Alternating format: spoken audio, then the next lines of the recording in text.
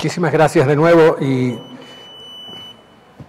la verdad que da gusto ver una conferencia sobre hepatitis B donde hay tantas opciones nuevas y un futuro que luce ser promisorio, porque por años lo único que hablábamos de hepatitis B era, bueno, cuándo tratarlo, si no tratarlo, pero nunca hablábamos de nuevas terapias. Entonces ahora vamos a tratar de hablar un poquito sobre los avances del tratamiento de hepatitis C en Latinoamérica, pero creo que también tenemos que abordar un poquito de los avances en el tratamiento en general. Como dijimos ahorita, hoy día se muere más gente de las hepatitis virales que del SIDA, que de tuberculosis y de que malaria. Es un dato difícil de entender o difícil que la gente común lo entienda cuando tenemos que se habla tanto de la epidemia del virus del VIH y tanto de tuberculosis, se habla tan poco de las hepatitis virales, pero esa es la realidad. Y como dijimos ahorita, la enfermedad de la hepatitis C y de la hepatitis B son enfermedades donde en el caso de la C, la mayoría de los pacientes se tornan crónicos, muy pocos se curan espontáneamente y eso prácticamente ni siquiera lo identificamos, excepto en aquellos casos que se transmiten por estar una punchadura de una aguja. Y la realidad es que pasan décadas entre la infección original y cuando empezamos a ver las complicaciones, que es cuando ya el paciente ha desarrollado una fibrosis grado 3 o una fibrosis grado 4, que es donde empiezan a aparecer las complicaciones. Y como mencionamos ahorita, ¿por qué esto es importante? Y es porque lo que nos viene si no hacemos nada es muy grande. La mitad de los pacientes con hepatitis C que hoy están quizá en F2, F3, en el 2030 van a ser F4 y muchos de ellos van a ya tener las complicaciones graves. Y como dije ahorita, lo más importante que debemos entender es que de acuerdo a estos datos, la mayoría de los pacientes de Latinoamérica todavía son F2, quizás F3. Y eso es una buena noticia y es una mala noticia. Es una excelente noticia si nosotros hacemos algo ahora, porque si nosotros eliminamos el virus cuando el paciente es F2 y cuando el paciente es F3, no solamente paramos la progresión, sino que muchos de esos pacientes van a regresar en la fibrosis. O sea, hay uno de los conceptos que nos ha enseñado la terapia de la hepatitis B es que la fibrosis no es una enfermedad estática, es una enfermedad progresiva y regresiva. O sea, una vez tú eliminas el factor de la inflamación, esa fibrosis va a desaparecer en muchos de los casos, pero sobre todo en aquellos que no han alcanzado una severidad muy importante. Entonces, si nosotros hacemos algo ahora, vamos a prevenir mucho daño, pero si nosotros no hacemos algo ahora, entonces nos vamos a enfrentar con este monstruo que es la cantidad de pacientes que van a aparecer con cirrosis, la cantidad de pacientes que van a aparecer con cirrosis descompensada, llámese porque vinieron sangrando por varices o porque vinieron con síndrome hepatorrenal o con peritonitis bacterial espontánea o que van a necesitar trasplante o simplemente que fallecieron. Bueno, lo bueno de cuando hablamos de la hepatitis C es que se cura y que el curar no solamente disminuye la transmisión, sino que mejora los resultados clínicos. Disminuimos la posibilidad de cirrosis, de descompensación, de cáncer, aunque como dijo la doctora, no la elimina. Pero no solamente eso, sino que mejora la calidad de vida, mejora la mortalidad en general, mejora las manifestaciones extrahepáticas como son la diabetes, las enfermedades vasculares, las enfermedades renales y algo que no se habla mucho, que son los cambios neurocognitivos de los pacientes con virus de hepatitis C. Estos son ejemplos o trabajos de miles de pacientes desde la era del interferón y estos son datos más recientes de la era de los agentes antivirales de acción directa. Pero como dijimos ahorita, la tragedia radica en la cascada de tratamiento. Específicamente en Latinoamérica, solamente alrededor de un 13%. Y hasta el año pasado se habían tratado unos 30.000 pacientes. Con el esfuerzo de Brasil, con el esfuerzo de la República Dominicana y con el refuerzo hace poco de Colombia, entonces las cosas han mejorado un poquito.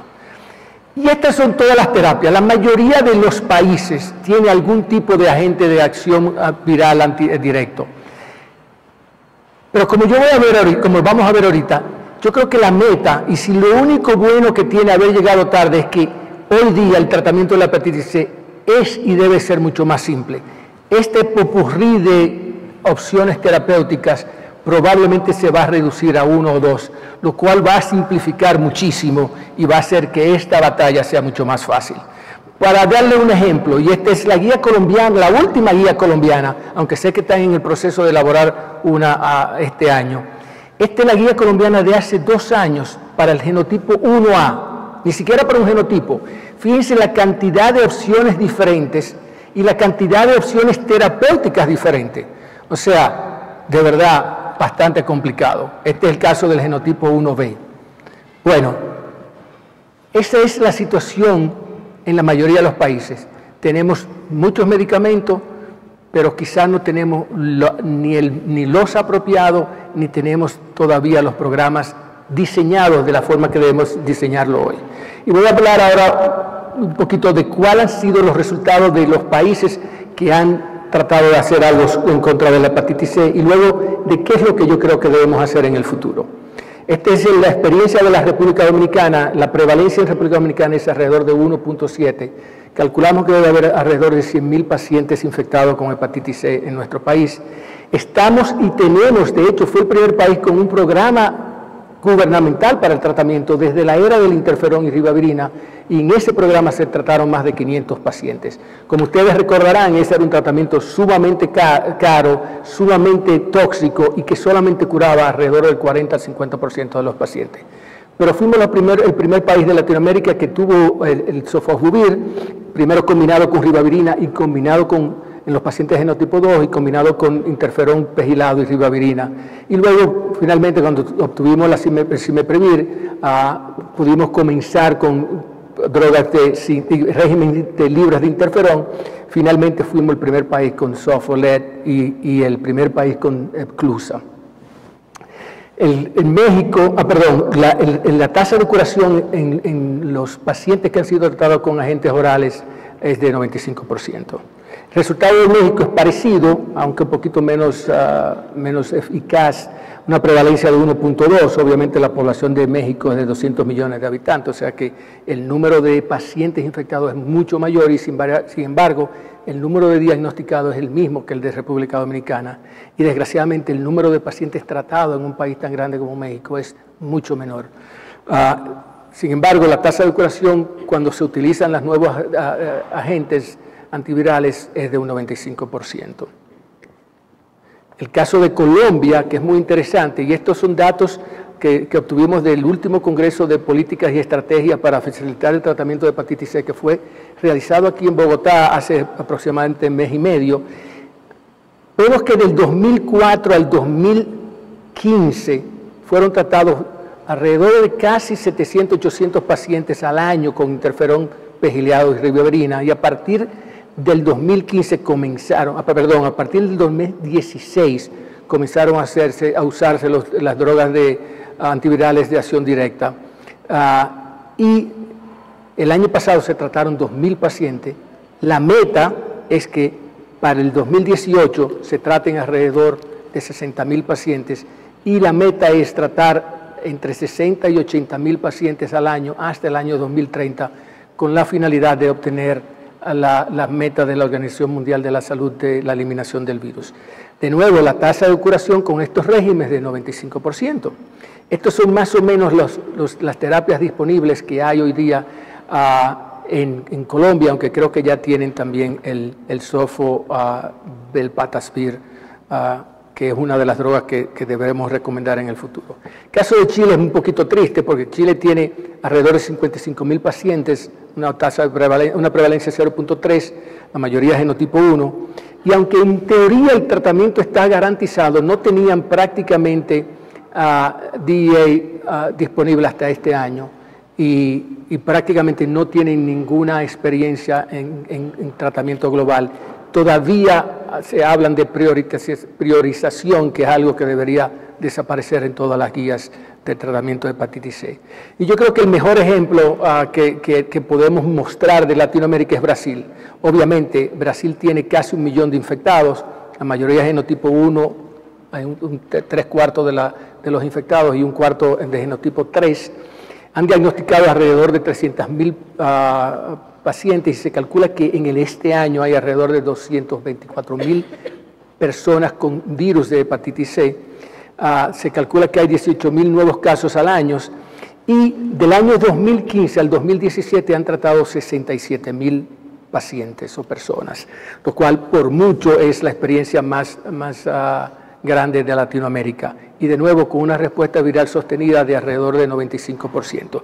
Y estos son algunos de los ejemplos y naturalmente aunque algunos de estos estudios muestran cargas muy buenas respuesta viral sostenida muy buena de hasta 97%, en algunos de los genotipos, sobre todo en el genotipo 3, la experiencia no es tan buena, sobre todo en los pacientes con cirrosis.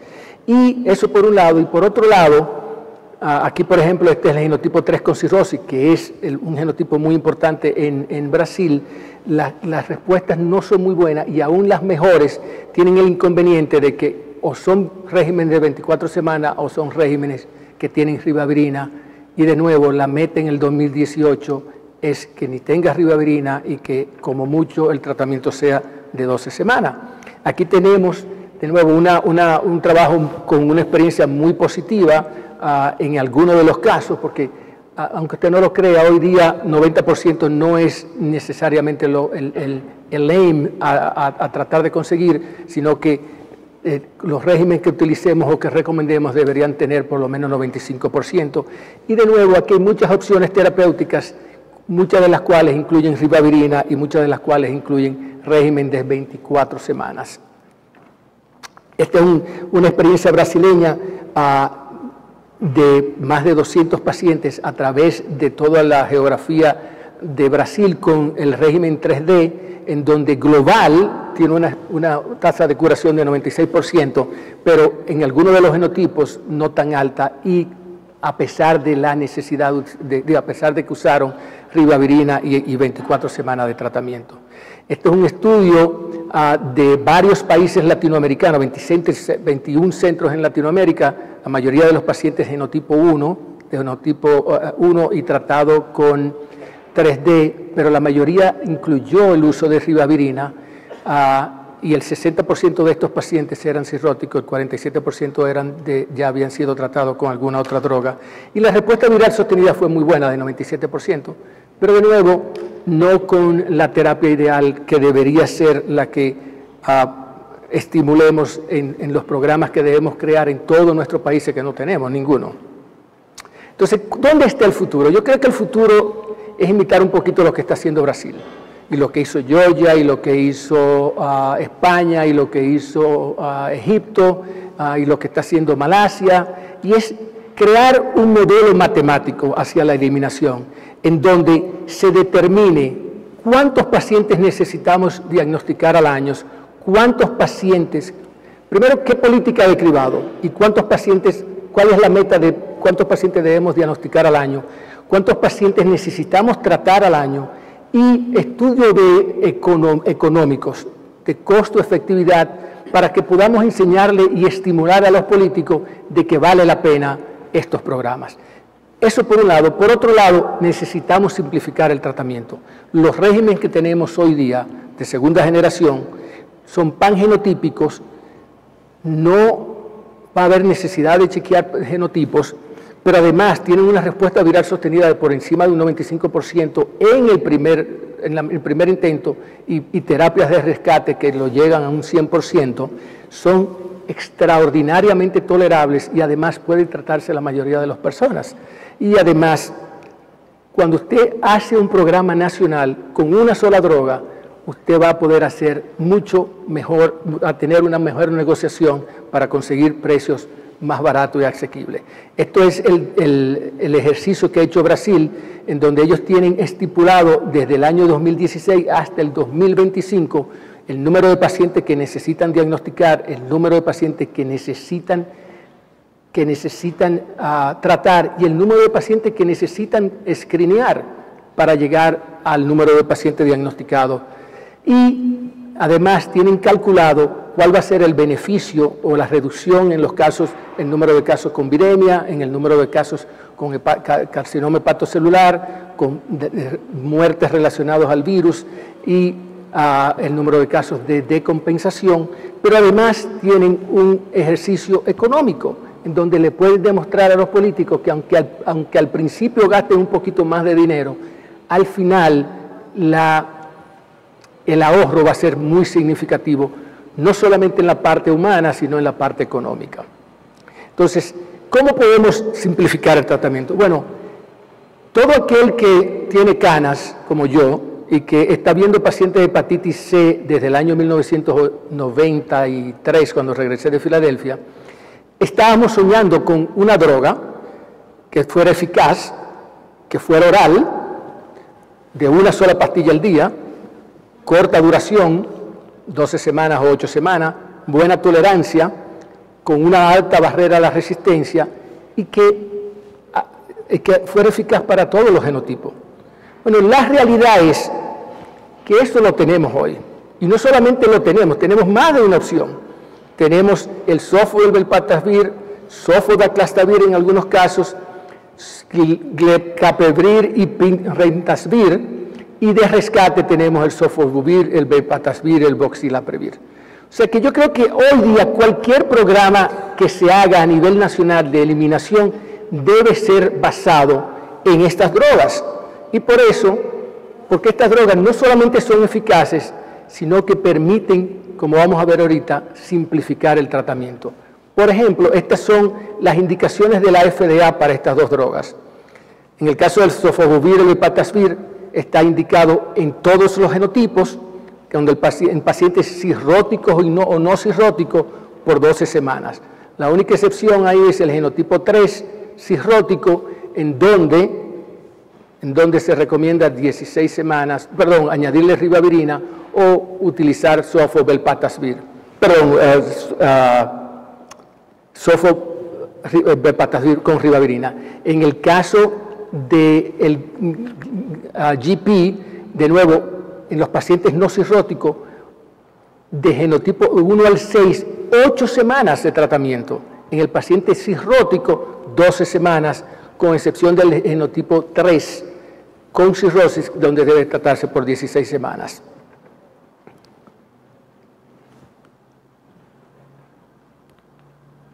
Y esto es la constelación de estudios que llevó a la aprobación de estas drogas. Ahí vemos donde la tasa de curación en estudios pacientes de genotipo 1, 2, 4, 5 y 6 es por encima del 97%. Vemos que en el caso del Astral 2, que es paciente con genotipo 2, una tasa de curación de 95%. En el caso de pacientes, el Astral 4, que son pacientes con cirrosis avanzada, Child-Pugh-B, y con una tasa de curación de 94%, y en los coinfectados con una tasa de curación de 95%. Y no importa si el paciente es cirrótico o no cirrótico, no importa si el paciente ha sido tratado o no ha sido tratado, en los genotipos desde el 1 hasta el 6, exceptuando el genotipo 3, que sí necesita ribavirina. Y prácticamente sin ningún efecto secundario. Estos son pacientes que uno le comienza el tratamiento y no necesita verlo en las 12 semanas, prácticamente. Casi no hay que hacerle pruebas de laboratorio, o posiblemente no hay que hacerle pruebas de laboratorio. La única prueba importante es la prueba de confirmación de la carga viral o del anticuerpo 12 semanas después del tratamiento. Esto es el caso de los pacientes coinfectados, exactamente igual. No importa si son cirróticos, no importa si han recibido tratamiento previo, no importa si son afroamericanos o no. En el caso de genotipo 3, aunque no está aprobado por 12 semanas, hay estudios de vida real que tienen eficacia de hasta un 99% de eficacia sin ribavirina. Pero si hay cualquier duda, le podemos añadir la ribavirina. Y la segunda, bueno, este es un estudio recientemente publicado, presentado en ISEL, en París, hace 3 semanas, en donde en pacientes con ligera fibrosis, genotipo 3, puede ser tratado con Sofosbuvir por 8 semanas. Como ustedes ven, un régimen fácil, como mucho 12 semanas, en algunos casos hasta 8 semanas, sin ribavirina. Entonces, la segunda droga es el GP, en donde esta droga, en los genotipos 1, 2, 4, 5 y 6, sin cirrosis, puede ser tratado por 8 semanas. En los pacientes, fíjense, sin cirrosis, en todos los genotipos, 8 semanas con tasa de curación de hasta 100% en la mayoría de los casos. En el caso de la cirrosis descompensada, necesitamos en lugar de 8 semanas, 12 semanas, pero con respuesta viral sostenida de casi un 100%. En el caso de genotipo 3 sin cirrosis, de nuevo 8 semanas de tratamiento, y en el caso de genotipo 3 con cirrosis, se recomienda 16 semanas en lugar de 12 semanas. Entonces, por eso la guía que recientemente publicó el mes pasado, justo hace 2 o 3 semanas, la Asociación Europea para el Estudio del Hígado, recomienda como drogas de primera línea a los pangenotípicos. Entonces, ¿dónde está el futuro del tratamiento? Bueno, necesitamos simplificar y racionalizar la atención. Hacer, ya sean pruebas en el punto de atención, pero teniendo la capacidad de inmediatamente hacer una prueba confirmatoria, o mejor aún, utilizar una prueba que al mismo tiempo sirva de screening y al mismo tiempo sirva de confirmación, como es la prueba de de antígeno contra la hepatitis C, que de hecho ya se está usando en algunas partes del mundo, como por ejemplo en Georgia, con muy buenos resultados. Luego, lo único que necesitamos saber del paciente es si es cirrótico o no. No vamos a necesitar saber cuál es el genotipo. Si el paciente es cirrótico o no es cirrótico, es lo único que no importa. Y eso puede hacerse con sistemas tan simples como el API o el FIB4, que utilizan las pruebas rutinarias de laboratorio. Si usted tiene disponible un FibroScan o elastografía, mejor todavía, pero no hay necesidad. Y, por supuesto, un tratamiento que sea pangenotípico de una pastilla al día durante como mucho 8 a 12 semanas, con la eficacia de más de un 95%, teniendo en cuenta que hay la posibilidad de rescate en los pocos pacientes que no resulte el tratamiento inicial, sin efectos secundarios y con mínima interacción medicamentosa, y sin necesidad de monitoreo durante el tratamiento, lo cual hace que no se necesite de patólogo para tratar la mayoría de los casos. El patólogo solamente debería tratar a aquellos pacientes que tienen una enfermedad hepática avanzada. Y por supuesto, cuando usted haga un programa de gobierno con una sola droga, usted va a tener mucho mejor forma de negociar con los pacientes. Y si nos juntamos la mayoría de los países, negociar con la industria, y si nos juntamos los países, mucho más poder de negociación.